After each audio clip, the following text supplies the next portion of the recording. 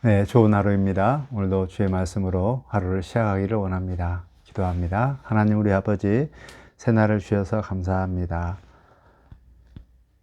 오늘 하루 봄날을 사는 우리들에게 우리 마음에 봄과 영혼의 봄이 이루어질 수 있도록 말씀으로 우리에게 말씀의 씨앗을 뿌리워 주옵소서. 성령 하나님께서 일하여 주시기를 원하오며 예수님의 이름으로 기도드립니다. 아멘. 네, 오늘은 에스더 1장부터 3장까지 읽을 말씀입니다. 포로로 잡혀간 이후에 역사를 기록한 내용이 에스라, 에스더, 그리고 느헤미야 세 가지입니다. 에스라는 백성을 세우는데 힘을 썼고, 또 느헤미야는 성벽을 세우는데 주로 이렇게 기록되어 있고요. 에스더는 백성들을 보호하는 이런 측면에서 기록되어 있습니다.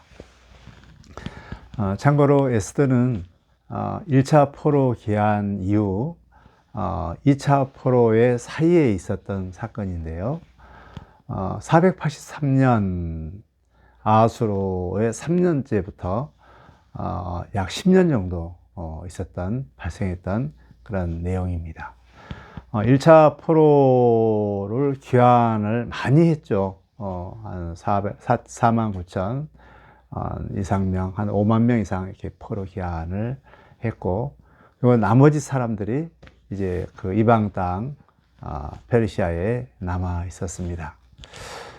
물론 그 남아 있는 사람들은 뭐 믿음이 없는 사람들이 대부분 이제 그런 있었지만, 그러나 그곳 안에서도 하나님의 믿음을 가진 자들이 이렇게 남아서 또 이방인에서 해야 할 일들을 감당하는 그런 사람도 있었습니다. 그런데 그 이방 땅에서 남아있는 하나님의 백성을 어떻게 이렇게 살아남을 수 있었는가? 그 에스더의 그런 그 가장 큰 스토리는 하만이 괴계로 인해서 이 이스라엘 백성들이 다 죽임을 당하는 그런 위기 가운데 놓여 있었었고, 또 그 위기를 이제 에스더가 헌신을 통하여서 자기 백성들을 보호하는 내용들이 에스더 전체적인 이런 말씀이거든요. 그래서 이제 1장에서 어떻게 해서 이 에스더가 페르시아의 별이 되었는가. 에스더란 말은 별이라는 뜻이잖아요. 페르시아의 여자의 가장 최고봉인 왕후가 되었는가, 별이 되었는가에 대한 그 과정들이 나와 있고, 또 2장에서는 구체적으로 이제 왕후가 되는 과정들, 그리고 이제 2장 말미에 그 모르드게가 왕의 반역을 이렇게 막는 그런 그 사건들이 나오고, 이제 3장에서 하만이 드디어 유대 민족을 말살하는 이런 그 계책들이 나와 있는 내용들이 이 3장에 나와 있는 전체적인 이런 내용입니다.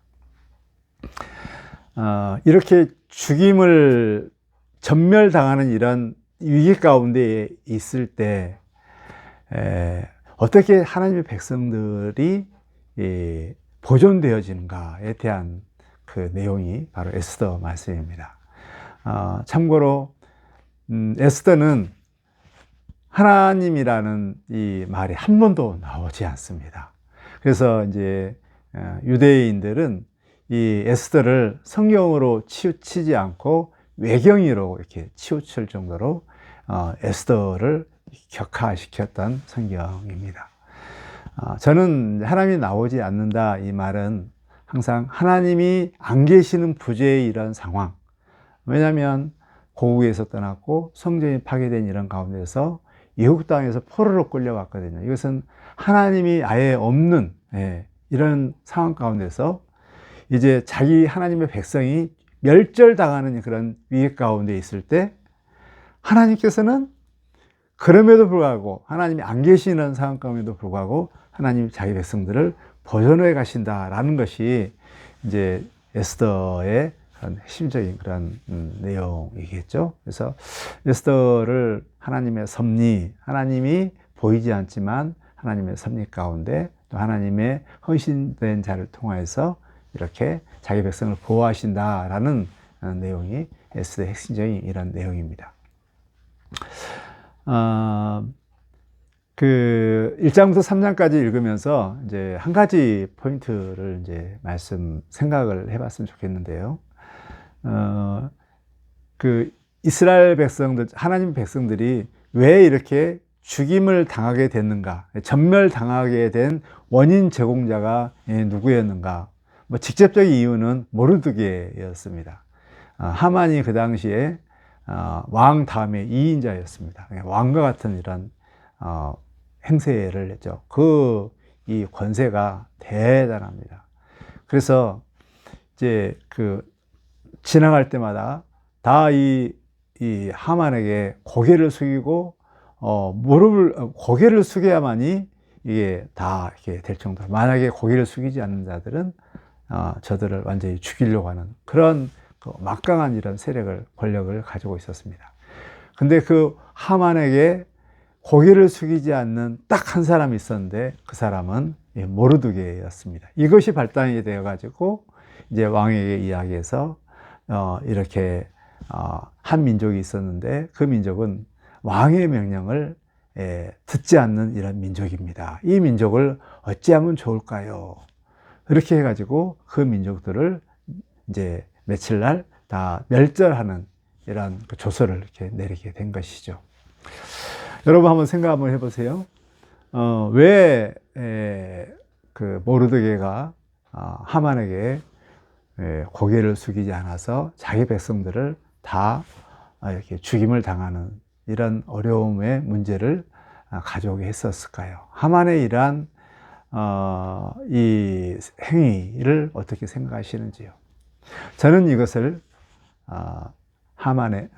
모르드게의 하나님의 백성의 자존심이라고 생각이 듭니다.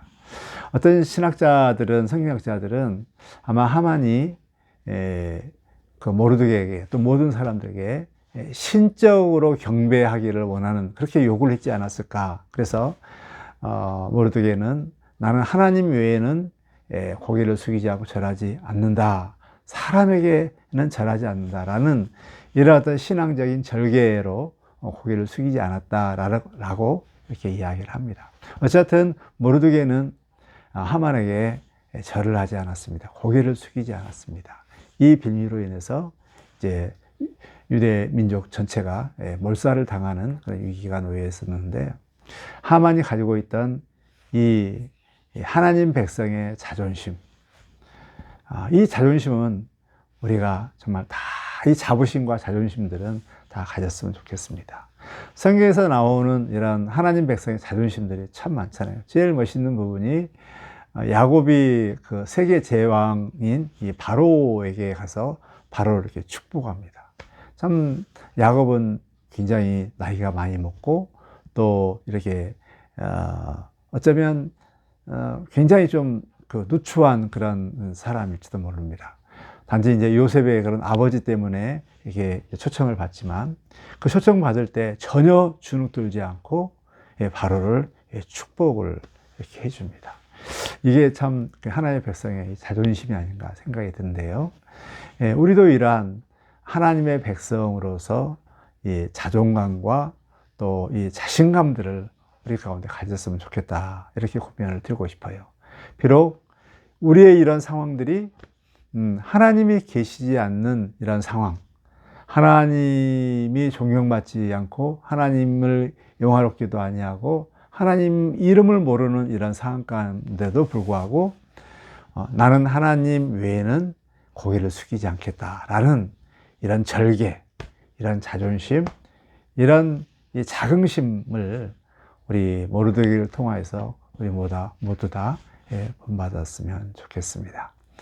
하나님이 없는 이런 상황 가운데서 반드시 하나님의 섭리 가운데 또 하나님의 헌신된 자들을 통해서 자기 백성들을 보호하신다는 이런 이 사실을 기억하면서 아주 재미있는 이 스토리가 아주 짱짱한 이 에스더를 재밌게 읽으면서 하나님이 없는 상황 가운데서 자기 백성들을 보호하시는 이 믿음들을 우리가 가지고 이렇게 에스더 가운데 은혜를 받는 저와 여러분이 되기를 주 이름으로 축복합니다.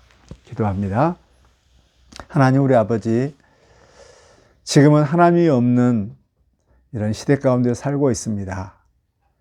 그러나 우리는 하나님 외에는 무릎 꿇지 않고 고개 숙이지 않는 하나님 절대 신앙을 가질 수 있도록 우리 하나님 도와주시옵소서. 세상에 무릎 꿇지 않고 또 우상에 무릎 꿇지 않고 권력에 무릎 꿇지 않고 오직 하나님께만 무릎을 꿇는 하나님 진정한 믿음의 용사들이 될 수 있도록 도와주시고 오늘 하루도 그러한 삶을 살게 하여 주옵소서. 예수님의 이름으로 기도드립니다. 아멘.